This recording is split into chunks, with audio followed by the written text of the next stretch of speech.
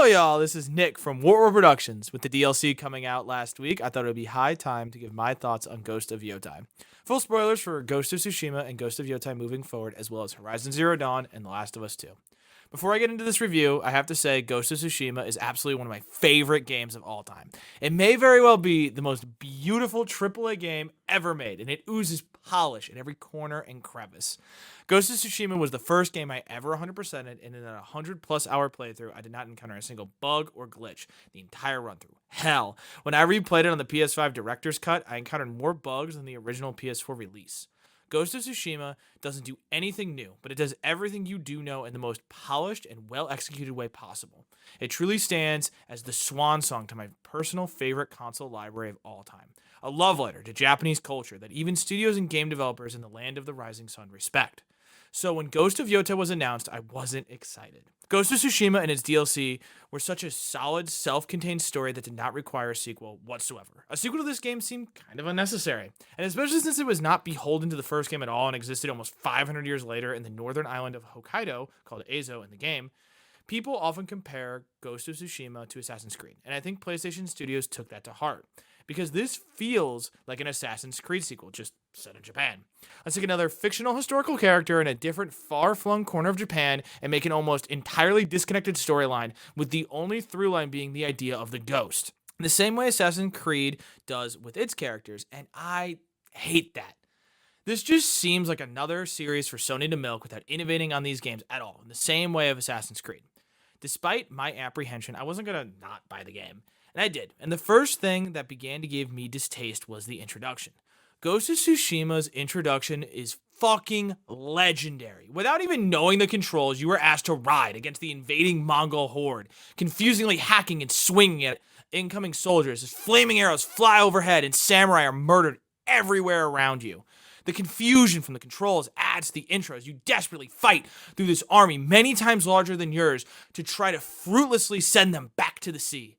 The best part about this introduction is it establishes the stakes immediately. The Mongol horde has murdered nearly every samurai you have ever known and has captured and humiliated your uncle, the hegemon of the island. On top of this too, you are rescued by a peasant thief named Yuna from the battlefield, which creates the prevailing theme that you fight for the common man of Tsushima against the wicked Mongols. It's one of my favorite introductions in gaming, and I didn't expect Yotei to top it. But what I did get disappointed the hell out of me.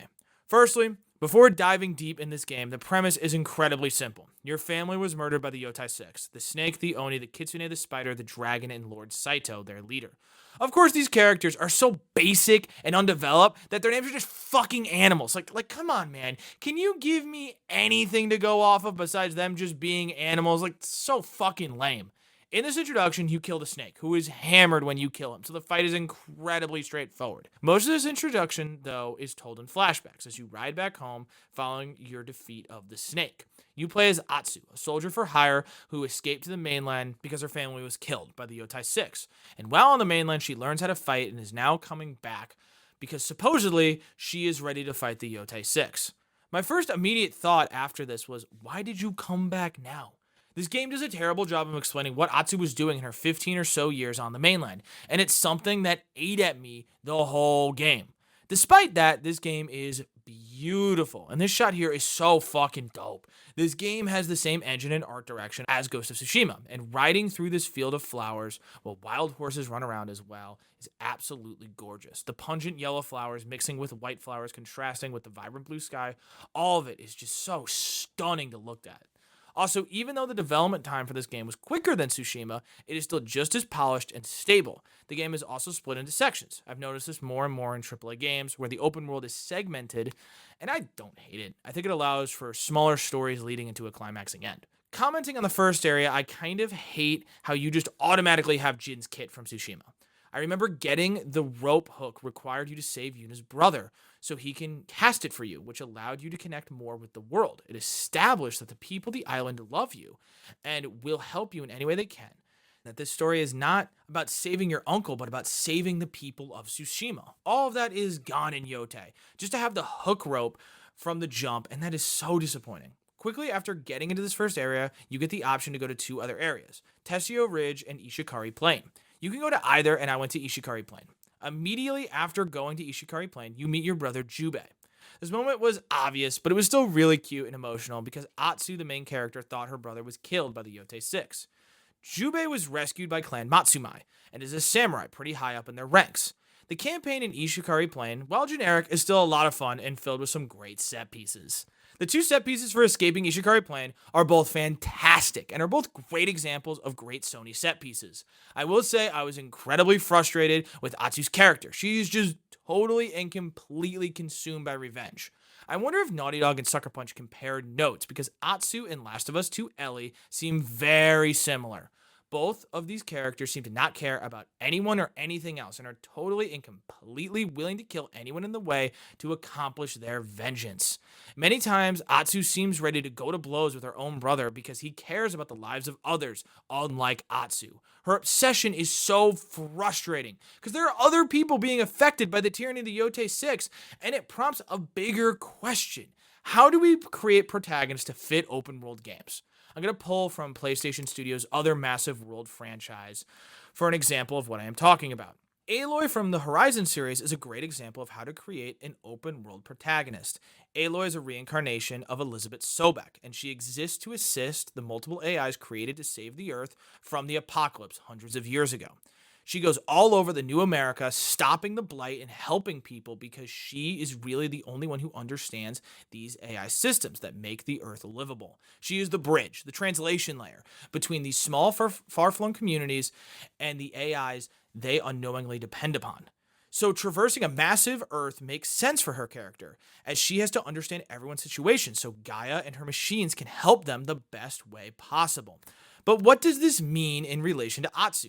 Atsu seems almost bored by helping people in Azo, and so if she does not care about helping the people of Azo, why is the game open world? Ellie's revenge obsession makes sense in a linear game where everything revolves around her quest to kill those who slaughtered Joel. But in a game where there are side quests and errands to pull you away from Atsu's retribution, it introduces an exceeding amount of cognitive dissonance. I remember someone told me that when they played The Witcher 3, they made a deliberate effort to understand Geralt's character and only do quests he would do. If there's some bullshit Fett quest, why would Geralt do it? That pervasive question guided their playthrough, and it's an interesting idea to apply to other open world RPGs. Going back to the Tsushima comparison, you do side quests in Ghost of Tsushima because Jin Sakai wants to save his people against the Mongols. It makes even doing the most mundane side shit make sense because every single citizen of Tsushima deserves to be saved from the Mongols. But in Yotei, it just doesn't. Atsu only cares about killing these 6 animal motherfuckers. No one else matters. So if I'm roleplaying Atsu as a character, there's no chance in hell I would do any of the side quests, which is a major problem. It makes the whole open world redundant, and that sucks because it is a great open world. The mythic story quests were fantastic. There's a haunted house quest that feels very Arkham. You go through an estate stalked by an evil samurai defined by grief and find clues that ultimately lead to a fight with this fallen warrior. Another mythic side quest, you go through the final home of the first shinobi, which ultimately ends up being Jin Sakai, the hero of the first game. This quest ends with you getting his sword and one of his attacks, which is so fucking cool. It's just such a shame that these moments don't make any sense in terms of role-playing Atsu. Really, the thing that aggravates me the most is that her character and decisions made with her creation would make perfect sense in a linear game. So just make a fucking linear game! The AAA's fetish with open world games pisses me off so fucking much because in a situation like this, where you were trying to tell a revenge story, it would hit so much harder if it was a tight, linear experience. The cognitive dissonance would vanish as Atsu would be hellbound on her mission to kill the Yotei 6 with no distractions in front of her. It would make this story work so much better and feel much more direct and focused. And for this narrative to work, it is totally and completely necessary. After Ishikari Plain, Atsu travels north to the snowy mountains of Teshio Ridge, and this is easily my favorite section of the game. This area of the game is being accosted by ninja-like shinobi called the Ninetales. Now, the Ninetales are a shadowy force operating out of hidden bases and through the many bushes and woods of Teshio Ridge. It is nice to get a break from the typical enemies that are so ready to throw themselves at you. The Ninetales require even just a little bit of tact and care to fight. I love these bandit bases too. Even though the puzzles are easy, it is still a nice added layer of challenge in order to access and defeat the Ninetales as you work through the puzzles and platforming sections. I will say at this point, the combat system starts feeling staler than a brick. Yotei trades Tsushima's stances for different weapon varieties, and I do love the weapons they give you, but unfortunately all the weapons feel the exact same. All you do in the competition is heavy attacks until enemies are staggered, and then light attacks to kill them. Rinse and repeat over all weapon types for 50 hours. You do unlock combos on weapons that add some variety to the gameplay, but there are definitely more pressing upgrades you would want to acquire before these. While I am talking about the combat system, I have to say the block felt incredibly slow in relation to attacks. Now, I am fucking terrible at games, but despite this, it nagged at me throughout my playthrough, as it felt like sometimes the block button didn't feel like it worked.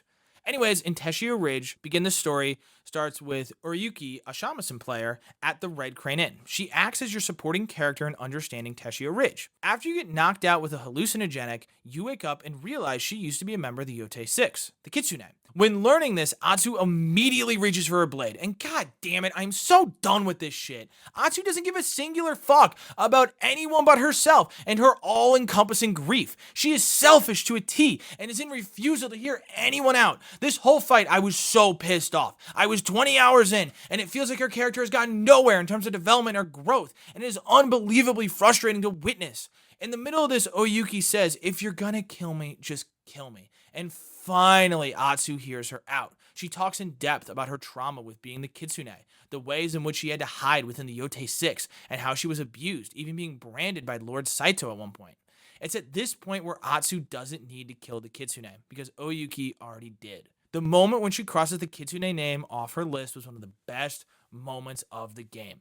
It was the moment where she realizes even the worst people are capable of growth. This was a turning point for me in this game when it actually started to feel like Atsu was growing and developing as a protagonist. And thank fucking God she did, because I couldn't keep hearing her say the same shit over and over again. After this, you work with Oyuki to defeat the man who took the title to Kitsune, and it is very much one of Lord Saito's lapdogs. You defeat him and then meet up with Jubei, your brother, and Oyuki to go to where Jubei's samurai clan is stationed on the Oshima coast, where Lord Saito is striking directly at the Matsumai castle. The last section of this game is full of great set pieces and boss fights. The lighthouse set piece as the Matsumai attack Saito forces and you chase the spider is super fun and a super tense set piece. This section ends with an awesome, super cinematic fight against the dragon as the spider snipes from afar. God, I'm not over these stupid ass animal names. Can we give them real names and not some random ass fucking animals? Good lord. In this exchange, Jubei was captured. The dragon is killed by your blade, and after this, you chase after the spider as he goes to mourn his brother in the opening area. You chase him all the way up a mountain in a sort of dull platforming section and fight him briefly before oddly letting him go. This decision perplexed me, as you do not have a real good reason to let him go, unlike the Kitsune, but it happens nonetheless. After this, he leads you to where Jubei is being held, and this fort is wild. It highlights the overused but fun, slightly stealthy action sections as you navigate through this massive fort, in and out of stealth. You ultimately save Jubei on the brink of execution and bust out in the best set piece of the whole fucking game. God, this shit is wicked. After this, you find Lord Saito at your home, and the game ends where it all begins, and this boss fight doesn't disappoint. A 3-stage banger, and he learns Spirit in the third one. This fight took me at least an hour, and I was totally locked in. When Jubei died, I audibly yelled no, like Darth Vader at the end of episode 3. I just went through heaven and hell to save this guy, and dude just croaks. No, but this is really super unexpected, and it was a very poignant ending to the game and his character. It also gives you even more reason to kill this asswipe, and you pin him to the same tree he pinned you on, creating an incredibly symbolic end to Ghost of Yotei. Overall, I enjoyed my time with Ghost of Yotei, but as a sequel to Ghost of Tsushima, I was disappointed. As games like Spider-Man 2 and Horizon Forbidden West add in new mechanics, unique narrative directions, and bigger, more beautiful worlds, Ghost of Yotei feels like no steps forward from Tsushima. Besides being able to throw fallen weapons and trading stances for a weapon wheel, this is essentially a pure sequel to the original game, and that's disheartening. It very much feels like Fallout 4. This game design and style doesn't feel antiquated yet, but it is starting to show its wrinkles. This game is still littered with Uncharted 4 style platforming, handles, and rock slide. And as much as I love that game, It is 10 years old. The narrative based PlayStation Studios games are quickly becoming relics of a bygone age, and I really hope they learn something from Bethesda and actually innovate upon their formula and make something just a little bit revolutionary. In the post Tears of the Kingdom world, this just isn't going to cut it. I'll hold out hope for Naughty Dog's new project Intergalactic, and hopefully that can bring some meaningful change to this style of game, but I'm not holding my breath. Overall, I'm giving Ghost of Yotei a C+, slightly above average. Anyways, this is Nick from Warp Productions. Have a good night.